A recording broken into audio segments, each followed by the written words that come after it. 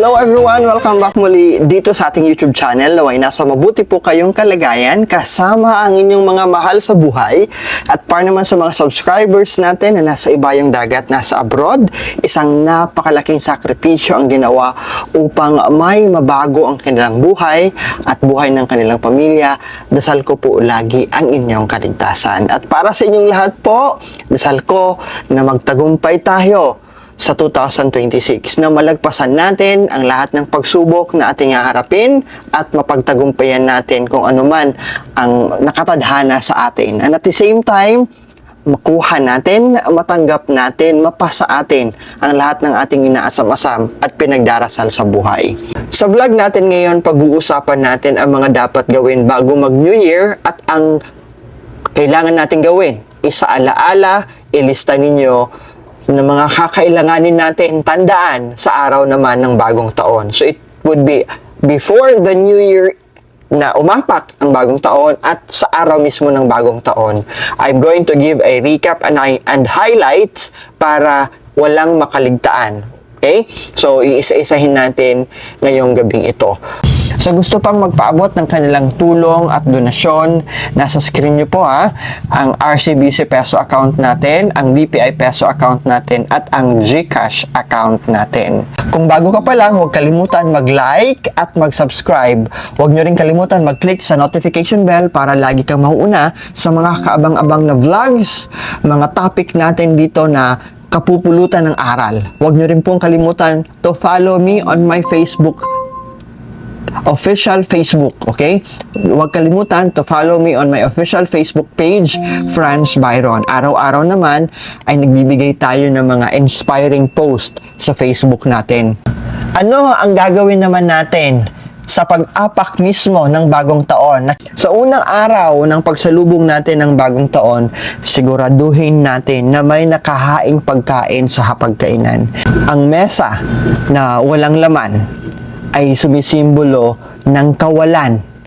Ibig sabihin, pahirapan ang pagkain sa buong taon. Hindi kinakailangan na mamahalin, hindi kinakailangan na super dami. Basta may laman ang inyong mga mesa sa pagsalubong ng bagong taon. Ito'y para masigurado na hindi kayo mauubusan ng pagkain, hindi kayo mauubusan ng blessings para sa 2026. Nagkaroon na din po tayo ng vlog nito. As you can see here, ang title is 2026, mga pagkain maswerte sa bagong taon. Okay? So ito yung gabay ninyo sa mga pagkain ihahain ninyo sa darating na bagong taon.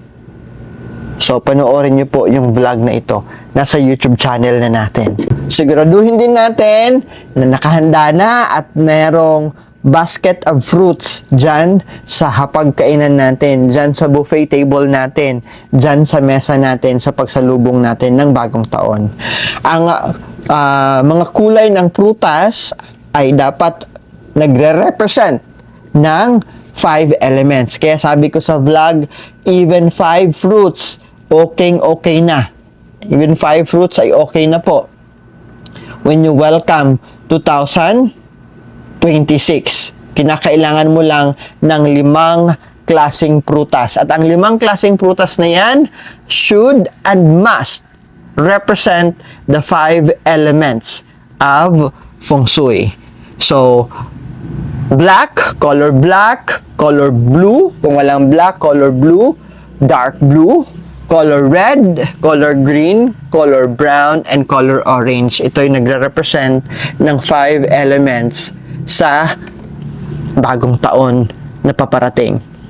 This represents about feng shui at kinakailangan natin balansehin. Mahalaga na balanse ang 5 elementong ito. Nasa YouTube channel na po natin ang topic na iyan. As you can see on the screen, ang title po ay 5 pampaswerteng prutas sa bagong taon. Nandyan na po ha, 5 pampaswerteng prutas sa bagong taon. Ang 5 pampaswerteng prutas ay sumisimbolo ng 5 elements in Feng Shui. Binabalanse natin, walang kulang sa 5 elements to make sure na walang kakulangan na mangyayari or shortcomings na mangyayari sa 2026.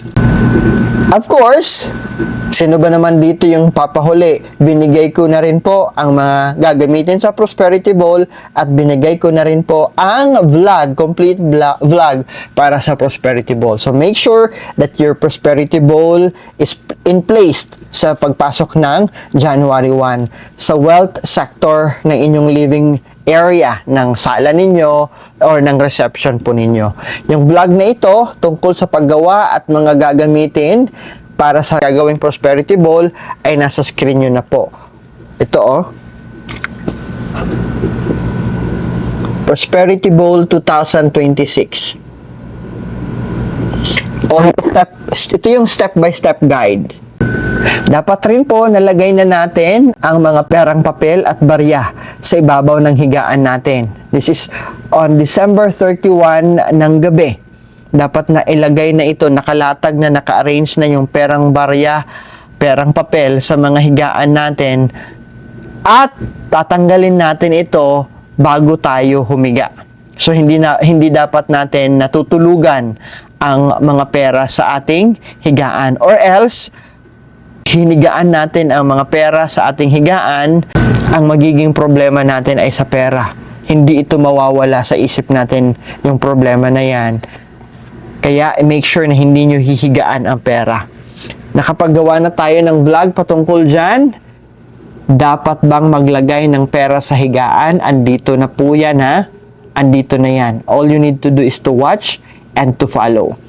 Dapat rin nakabukas ang lahat ng ilaw, pintuan at bintana ng ating tahanan dahil dyan pumapasok at dumadaloy ang good energy, the chi energy na nagdadala ng swerte sa buhay at pangkabuhayan at kalusugan ng lahat ng miyembro ng ating pamilya. So kailan tayo magbubukas? That would be on December 31 ng gabi hanggang kahit alauna lang ng madaling araw, okay na yon. Sulit na yon. So, from the evening time, sa gabi pa lang, mga alas 10, yan, mga oras na yan, or alas 11, bukasan nyo na. Lahat ng mga rooms, lahat ng mga bintana, buksan nyo na. At hayaan itong nakabukas, at least, hanggang alauna ng madaling araw ng January 1. So, para you are welcoming the good energy, the good chi na pumasok ng hindi ganun kahirap sa buhay ninyo. Bawal din po at iwasan natin na magwalis o maglabas ng basura sa inyong tahanan sa bagong taon on January 1. Kung hindi na talaga kaya, you can do it, pero at least sa alas 3 na ng hapon.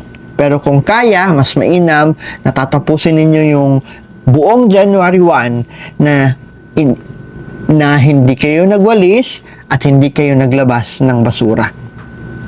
Kasi ang ginagawa po ninyo ay tinataboy ninyo yung blessing na dapat sana ay para sa inyo. Mahalaga rin po, binigay ko na po itong gabay, bawal at dapat ninyong iwasan ang umiyak o di naman kaya kayo ang magpapaiyak.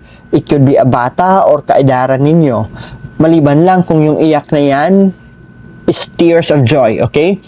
Kasama na rin ang pag-iisip na at pagsasabi ng mga masasama sa ating kapwa. Iwasan natin yan on January 1. Cursing other people, backbiting other people, hindi yan maganda. At kailangan baguhin na natin ang ating sarili. And let's not be engaged or indulge on those things na makakasira ng reputasyon natin at ng taong ginagawa nating pulutan ang kanyang buhay.